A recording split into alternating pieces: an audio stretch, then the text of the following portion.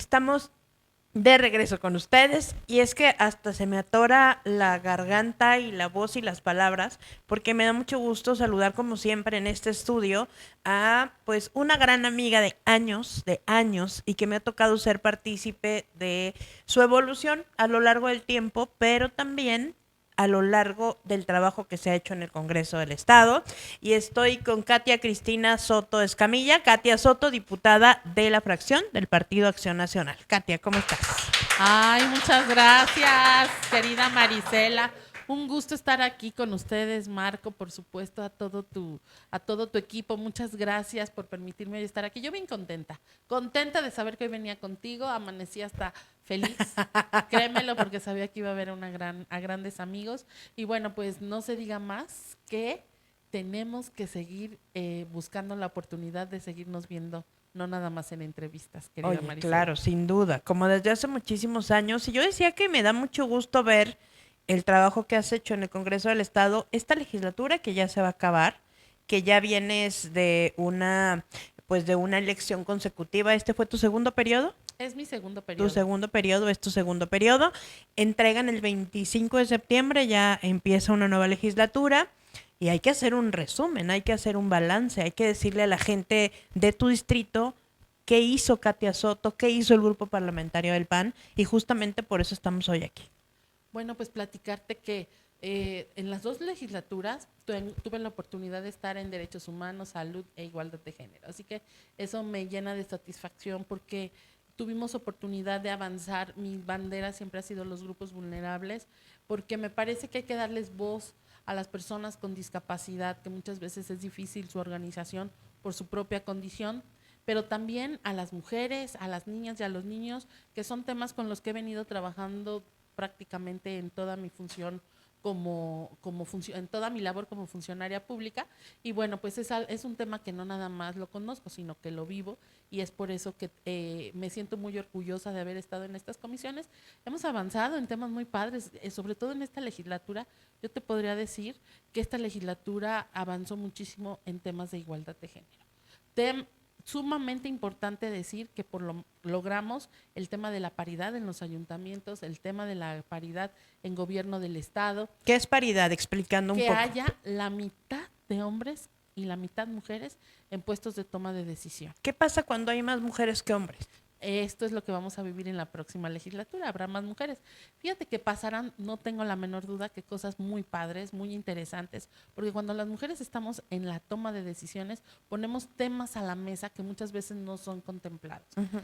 Siempre va de la mano el tema, cuando hablamos de mujeres, hablamos de la mano de niñas, niños y adolescentes, de la familia, por supuesto, y por supuesto de la prevención y de la atención a la violencia contra todos. Y el seno de la familia pues es una parte fundamental, y hoy por hoy hablar de la prevención y la atención de la violencia contra las mujeres son temas importantísimos que ya se han legislado, el que las mujeres puedan considerar que tienen mecanismos, medidas de protección por el Estado que se tienen que generar de manera inmediata. Cuando una mujer sufre violencia, tiene que ser de inmediatamente atendida por el Estado, para que pueda incluso tener un policía si así es necesario, para que pueda sacar las cosas de casa, para que pueda llevarse incluso a sus mascotas, a los seres queridos que puede estar ahí, para prevenirlos si están en alguna situación de violencia. Y que además de todo, en Guanajuato, que sepan, tenemos un refugio para mujeres con presupuesto,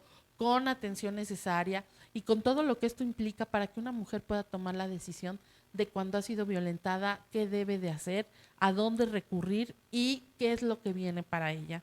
Encontramos que la ley no hablaba de empoderamiento de las mujeres. Fíjate, el empoderar a una mujer es algo sumamente importante, porque cuando una mujer está empoderada toma mejores decisiones.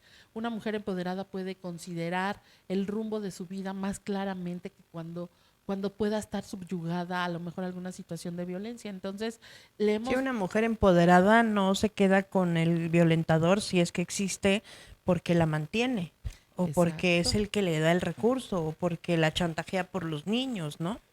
Y esta parte tan importante de este empoderamiento que tiene que ver también con el autoestima, Ujú. de poder dejar y tomar estas decisiones, hablar también de que debe de haber programas y planes y presupuestos para que las mujeres se empoderen. Entonces, imagínate, dejarle esta palabra a la ley era importantísima, pero no nada más eso, sino también hablar de este empoderamiento económico Ujú. que hemos dejado. Este viernes pasado tuvimos nuestra mesa de análisis para que se viera que la participación del empoderamiento económico es importantísima en las mujeres, obviamente de la mano con todo lo que esto implica para que pueda considerarse parte fundamental en los programas que pueda generarse dentro del Instituto de las Mujeres o cualquier otro programa con esta visión y perspectiva de las mujeres. Hablar, fíjate, algo que no estaba contemplado en la ley, era el tema de las mascotas, era el Ujú. tema incluso de los muebles, incluso de que si yo, madre, que estoy sufriendo violencia, cuido a mi papá, cuido a mi mamá o cuido de alguien con discapacidad o está ahí presente en casa, también para ellos son las medidas de protección. Y estas medidas de protección, pues hoy las encontramos ya en nuestra ley en el estado de Guanajuato. Y bueno, pues ahí es donde hemos estado avanzando. La violencia estética, que no estaba considerada en la ley, la violencia vicaria, que tampoco estaba considerada en la ley. ¿Cuál Ay, es esa violencia? A lo mejor es la estética, la que un día te paraste en tribuna y dijiste que nadie tiene el derecho de insultar a ninguna mujer y a ninguna persona por su físico, por su todo, ¿no? Y a mí me dio mucho gusto porque yo decía, híjole, la neta es que a veces hay personas, y lo hemos platicado muchas veces, que como para queriendo insultarte se empiezan a burlar de tu físico y no hay quien los pare, ¿no? ¿Es esa exacto. la violencia estética? Así es. Y no nada más tiene que ver, alguna ocasión tuvimos una discusión con un cirujano plástico que nos decía es que tú lo que buscas es que no se operen. No tiene nada que ver con la parte estética Ujú. en cuestión de una cirugía. Ujú. Tiene que ver con que nos aceptemos como somos Claro. y como estamos para que desde ahí partir para que los demás lo hagan, pero además hablar del respeto con los demás para que pueda ser considerada por lo que vales, por lo que eres y no nada más por tu aspecto físico, que eso es algo que muchas veces es lo fundamental en la toma de decisiones para la contratación de alguien, Claro. que lamentable que así sea, puedes tener incluso hasta discapacidad y puedes sufrir de este tipo de violencia estética. Te decía, hay quienes nos dicen, ya son muchas violencias. Mientras no visibilicemos en la ley qué tipo de violencias podemos sufrir, más ambiguo es el término. Ujú. Entonces, hoy cuando tú quieres castigar cuando hay violencia familiar, te das cuenta que al violentador tienes que revisar qué tipo de violencias cometió contra la mujer para saber qué delitos le van a generar. Entonces, muchas veces nos encontramos que nada más tiene que ver con la psicológica, la económica y la física, pero hemos reformado la ley para que sea cualquier tipo de violencia, incluyendo la estética y la vicaria, que es aquella que es la que tiene que ver que te amenacen con tus hijos o tus hijas para violentarte a ti como madre, como mujer, y que a través de ello se genera la violencia para hacerte daño a ti. Y la Entonces, violencia digital que ya estaba, pero tuvo algunas modificaciones en esta legislatura, así ¿no? es, que fíjate que esa es otra parte bien importante, que esta violencia muchas veces te llega contenido de mujeres asesinadas, de mujeres en situaciones complicadas y que las compartimos también. Y eso no se vale, no también porque nos llegue, nosotros vamos a ser cómplices de compartir. Entonces, esto también está ya castigado, no se vale que esto pase. Entonces, todas estas O sea, no violencias, puedes difundir una imagen de una mujer que ha sido vulnerada porque la revictimizas. ¿Hay exacto. sanción para eso? Hay sanción para eso. Por eso es tan importante entender qué diferencia existe entre la violencia mediática contra la violencia digital. La violencia digital puede caer desde ciberbullying, digámoslo Ujú. así, hasta compartir tus imágenes que tú no estás aprobando, que sean El compartidas. llamado pack, que si mandas el pack nadie También tiene el pack. derecho a distribuirlo, ¿no? Exacto. Oye, y la violencia, este tipo de violencia, si hoy una persona, un violentador, o hombre, mujer, quien sea, hace todo esto una mujer, con todas estas leyes y reformas, estas visibilizaciones de la violencia, ¿ya pueden tener una sanción incluso hasta de cárcel? Claro, porque fíjate que una muy atinada reforma que llevé, incluso esa yo la propuse, que esto que te decía, o sea, cuando se genera esta violencia en la familia, al violentador ya lo pueden castigar por cualquier tipo de estas violencias. O sea, no nada más por la física, psicológica Ujú. o económica, no, por cualquiera, de cualquier tipo de violencias. Y esto es bien importante porque pues ahí se agrava el delito. Claro. Ahí se agrava el delito. Entonces, bueno, ahí hemos avanzado. Dejamos de tarea el delito de la violencia vicaria. Eso es Ujú. estamos dejando de tarea eso. Pero bueno, finalmente hemos avanzado con lo de violencia familiar. Ujú. Pero sí es importante, y no nada más en las mujeres, tenemos que visibilizarlo también en la ley de protección de nuestra infancia, porque las niñas y los niños pues sufren por este tipo de cuestiones y tenemos que garantizar sus derechos para que vivan una vida libre de violencia en todos los ámbitos, desde el escolar, desde el familiar, por supuesto en nuestra sociedad. Entonces, cuando hablamos de mujeres, tenemos que voltear a ver necesariamente también esta parte de la protección de la infancia y sin duda, pues saber que van de la mano. Hay un tema que por ahí propuse en la pasada legislatura, Ujú. que es el de crianza positiva. Ujú. En su momento me dijeron, Katia, ay por Dios, vamos viendo cómo crianza positiva, cómo se come.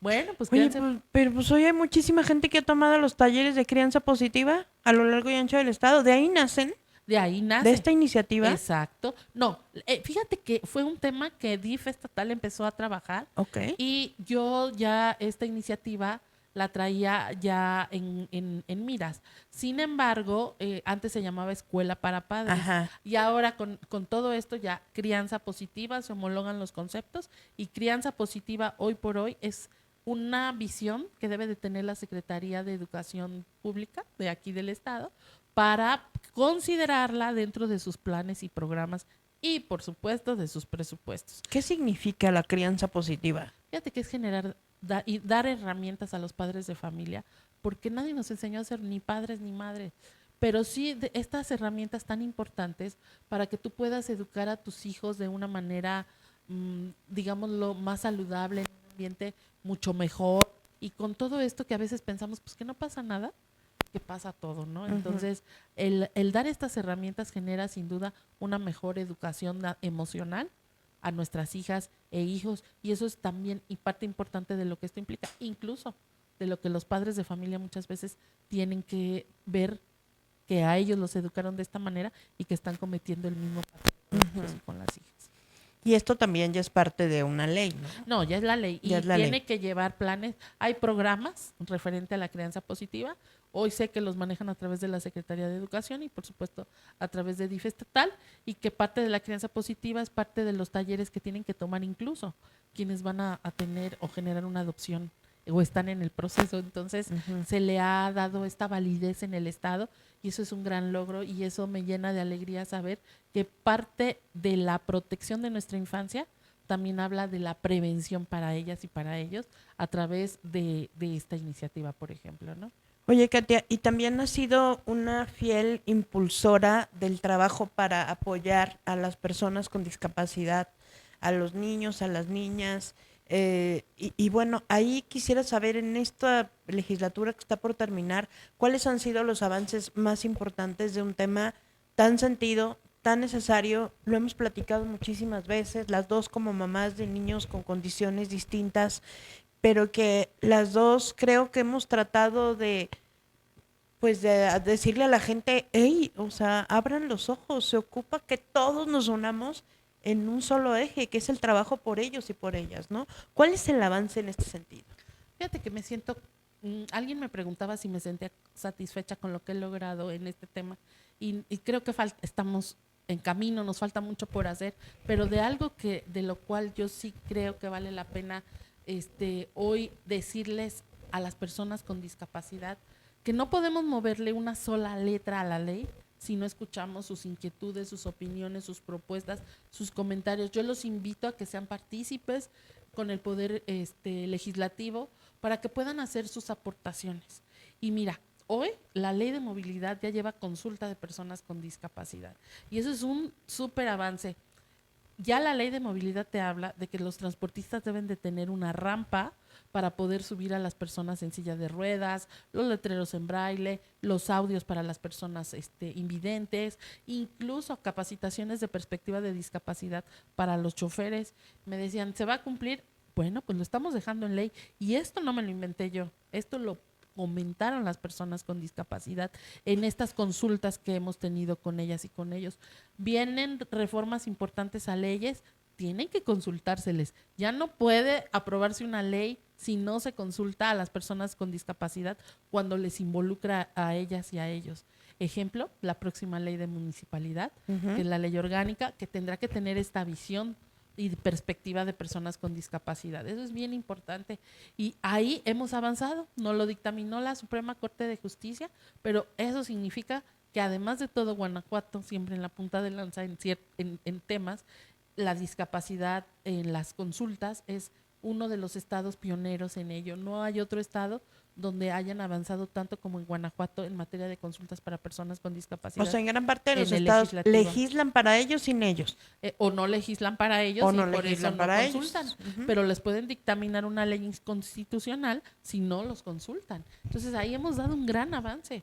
El tema de las niñas y niños también, si no se consulta, no puede, no podemos avanzar. Y ahí hicimos una consulta de 18 leyes para niñas y niños en el estado y adolescentes. ¿Y escucharon a los niños y a los adolescentes? Hicimos un convenio con Save the Children, que ellos son los expertos en consultas, a que les preguntaran incluso de violencia vicaria, de prevención de suicidio, prevención de embarazo a adolescentes. Eran 18 iniciativas que tenían que ver con la modificación de la ley de protección de los derechos de niñas y ¿Y niños. qué más les preocupaba? Fíjate que a mí me brincó muchísimo el tema de que empiezan a visibilizar la vicaria. La violencia niños? vicaria, ajá, se sienten instrumentos de amenaza para sus padres. Fíjate. Y no les preguntamos qué es la violencia vicaria, No. porque no lo iban a entender. Pero o sea, en el resultado arrojó un gran avance. Por lo que ellos viven. Por lo que viven. A lo mejor el papá se lo lleva o la mamá se lo lleva y él sufre y lo condiciona, ¿no? Y eso es lo que está viviendo. Y lamentablemente es un tema que no estaba visualizado, que no estábamos viendo hasta qué punto a las niñas y a los niños les está afectando esta parte. Entonces, ¿Qué más les preocupaba? el tema de la violencia escolar es también un tema, todo un tema, y algo que a mí me brinca es que la violencia escolar que se genera, pero para las niñas y niños con discapacidad, con autismo, con trastornos de déficit de atención, con cualquier tema que tenga que ver con condiciones diferentes, para ellos es un tema que empieza a generar violencia escolar. Y fíjate, la han vivido. Hay números importantes que nos reflejan que la gran mayoría ha vivido de alguna u otra forma violencia en la escuela, pero los que más recurren a violentar es a las niñas y a los niños con discapacidad, ¿no? Y ahí incluso hubo una propuesta de un programa que se llama Programa Ángel, de una chiquita que lo que proyecta ella es que hay un programa que se llama Ángel para que siempre estén cuidando a las niñas y a los niños con discapacidad y ellos sean ángeles que rescatan, que no pueden dejar que a ellos los vulneren con este tipo de violencias. Entonces, no, bueno, es una... Ay, hasta quiero llorar. ¿Y se puso en marcha? ¿Se puso o no? No, te voy si me permites, yo te hago llegar la consulta. Esto es un convenio que hicimos con Save the Children, te comentaba, y con Cipina. Con Cipina, que en aquel momento cuando firmamos el convenio estaba Rosario Corona como la Presidenta directora de Cipina. Así es, y nos fue muy bien y fue una iniciativa que nos quedó padrísima y que hoy por hoy me parece que esto se tiene que seguir repitiendo porque vienen próximas legislaturas y no pueden avanzar si no hacen consultas. También propuse una unidad una creación de una unidad en el Congreso para que ya el tema de las consultas sea un tema permanente con expertos en el tema, no traer consultoría, sino ya tener expertos para poder hacer y escuchar y no dejar a nadie afuera. Así como tiene la unidad de apoyo legislativo, el museo, la unidad de no sé qué, que sea la unidad específica de las consultas. Exacto. Pues sí. ¿Por qué?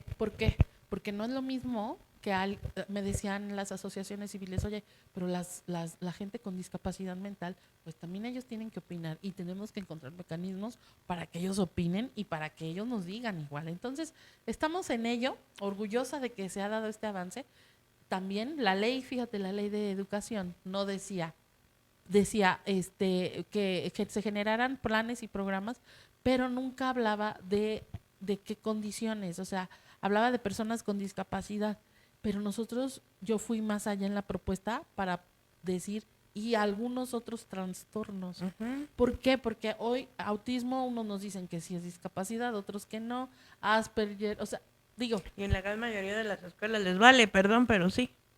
tenemos que decirlo y aclarar eso para qué, para que los programas que se generen en la Secretaría de Educación tengan esta visión de integralidad y que además de todo pues también genere presupuesto, porque cada reforma de ley pues también lleva su Pues sí, dinero, puede haber esto mucha conlleva. voluntad, pero sin lana. Oye, Katia, hay muchas acciones que se han realizado.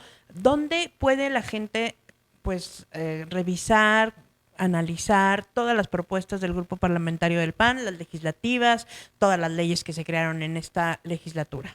Mira, se pueden meter en la página del Congreso, ahí viene toda la Gaceta Parlamentaria, y pueden encontrar, pero de todos los partidos, en específico del PAN, ahí viene el apartado de qué partido político es el que las ha propuesto, cuál es nuestro avance, cuál ha sido nuestro rendimiento, y por supuesto, ahí ahorita con este informe que estamos dando a través de los medios, diferentes medios, en nuestras páginas, estamos publicando en qué consisten estos logros. Hemos avanzado mucho, no nada más en estos temas, en otros también, pero lo más importante es que yo les diría a tu auditorio que si están interesados en alguna propuesta, en algún comentario, de verdad yo los invito a que nos hagan estos comentarios a través de mis redes sociales y que si se requiere Ahí están de apareciendo tus redes sociales en la pantalla para que te escriban. y ahí con todo gusto, yo contesto todos los mensajes, voy atrasada a veces porque el tiempo no me lo deja diario contestar, pero cuando yo me meto y me pongo a contestar, investigamos y con todo gusto, porque la ciudadanía también tiene propuestas importantes. La ciudadanía también tiene que saber que no podemos ser legisladores si no los escuchamos, si no caminamos sus colonias, sus calles, sus comunidades, porque a veces hay legisladores que pues nada más vamos ahí en el asiento. Claro. Y en la curul, y esto no se trata de eso, se trata de poder representar bien a la ciudadanía y poniendo estos temas en las mesas. Los grupos vulnerables, me parece que hay mucho trabajo que ya se ha hecho, que se ha avanzado, pero todavía nos falta mucho por hacer. Pues ahí está, ahí se pueden meter a las redes sociales de Katia Soto, a las redes sociales del Grupo Parlamentario del PAN, particularmente Katia, que está aquí, y no porque esté aquí, pero si ustedes se ven que si ya está en tal comunidad, que si ya está en otra, que si ya está entregando esto, que si ya está entregando otro, me parece que ha sido una diputada que ha ido más allá de su labor legislativa, y eso, Katia, hay que reconocerlo, pero también, y creo que eso es lo más importante, hay que agradecerlo a nombre de todos los guanajuatenses. Yo como tu amiga, porque quiero decir que lo soy, y eso no me quita, si hubieras hecho algo que no, te lo diría también, pero creo que es padrísimo ver todo lo que se hizo, de verdad muchas gracias. Cada iniciativa que pusiste sobre la mesa en la tribuna, en temas que de verdad tienen trascendencia, me parece que era un paso muy importante para tu persona, para tu futuro, para el de tu familia, pero sobre todo para el de Guanajuato. Así que muchísimas gracias por todo lo que hiciste. No, al contrario, Marisela, gracias a ti, de verdad también a tus aportaciones y a las aportaciones de la ciudadanía que hicieron que estos 6 años fuera yo su representante y que yo les digo a la próxima legislatura también, pues ahí seguiremos avanzando, dando como mosca en el pastel en estos temas, porque no se acaba aquí. Oye, ¿y qué Tenemos que sigue para seguir. ti después de esta diputación? Pues yo, mira, no sé, la verdad aún no sé. Me encantó, no sé. Estoy en camino a poder tomar decisiones, por lo pronto estoy concentrada en terminar esta legislatura como el primer día trabajando y dando resultados, que para eso votaron por mí. Pues muchísimas gracias por venir y aquí esta siempre va a ser tu casa. Al contrario, muchísimas gracias, Marisela, a todos y felicidades por ese micrófono de oro, de verdad. Muchas bien gracias. Merecido. A Muchas Marco gracias. y a ti, muchas felicidades. Muchas gracias. Gracias. Fue Katia Cristina Soto Escamilla, diputada del Grupo Parlamentario del Partido Acción Nacional. Vámonos a la pausa y volvemos.